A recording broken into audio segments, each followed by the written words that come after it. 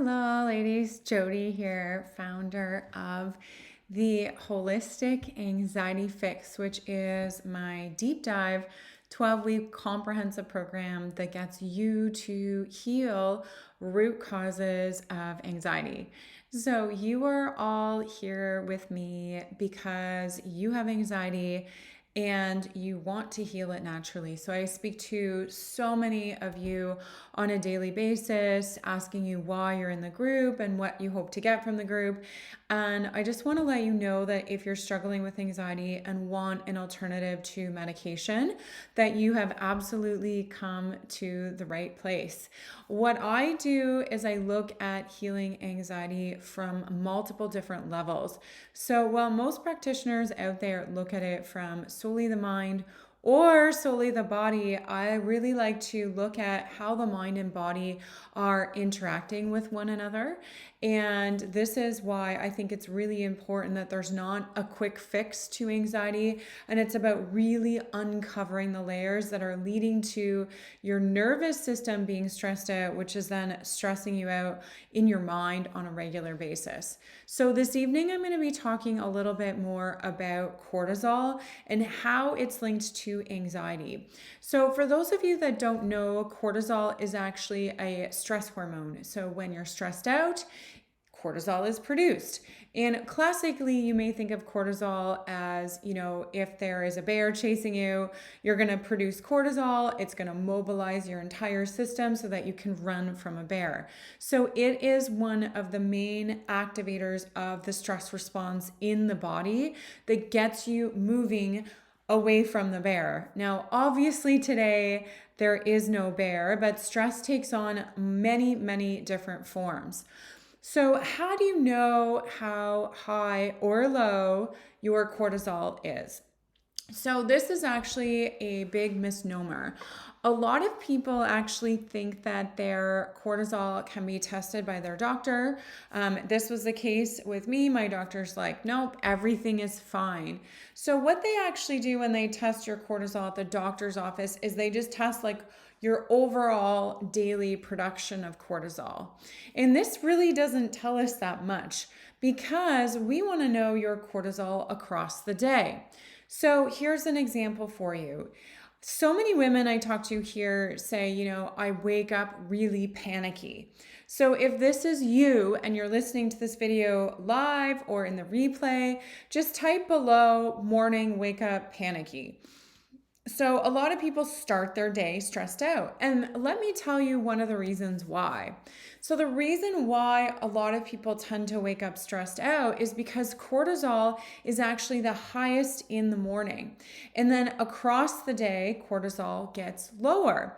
So if you have too much cortisol production for whatever reason, which I can get into in a different video, then your body's going to start super stressed out in the morning and you're going to wake up stressed.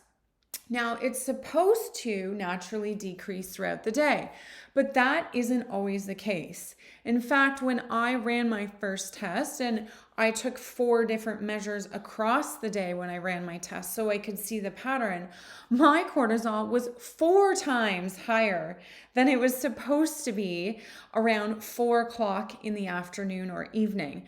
And what I was actually doing at that time is I was starting a new business around therapy. This was years ago. And so it was obviously an external stressor that was stressing me out, and it captured it in the test. So I needed to learn better stress management techniques, absolutely. Now, what's interesting is cortisol can also be caused by internal stressors. So if you're eating foods that aren't really fitting with your system, like gluten or other inflammatory foods, if you have mold or parasites, all of those things are also going to up your cortisol production. And so those stressors could come from outside of you or they could come from inside of you. And actually, when I took a test a couple years later, after going through a really stressful period in my life, my cortisol was completely tanked. So my adrenals weren't actually able to produce any cortisol at all. And I felt more anxious. And so this is why I'm very careful on what supplements I recommend for adrenal support, because sometimes it's the adrenals producing too much cortisol because they're stressed, and sometimes it can go into the burnout phase where the adrenals aren't producing any cortisol at all. And as you've learned through me discussing today, just supplementing for the adrenals doesn't really get to the root cause. We need to know why the adrenals are stressed out. Is it because something stressful is happening outside of us and we don't have really good coping mechanisms?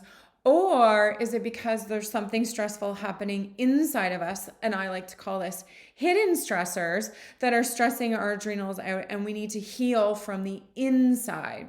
So in general, I like to recommend, until you get a better sense through testing and ruling out some of those root causes, which we do in the Holistic Anxiety Fix, I recommend general adaptogens like holy basil, rhodiola.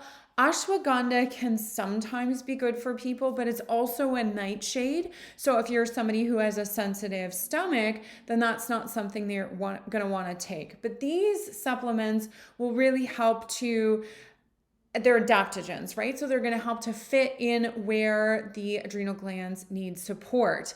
And if you're somebody who wants to dive deeper and understanding how do I heal my mindset, or how do I heal the internal stressors, then thinking about a program like the Holistic Anxiety Fix, which is my 12-week program, which goes deeper into healing some of the root causes that can stress your adrenals out, is something you might want to look into. If you have any questions about cortisol and the adrenals, just let me know below. Otherwise, have a lovely evening.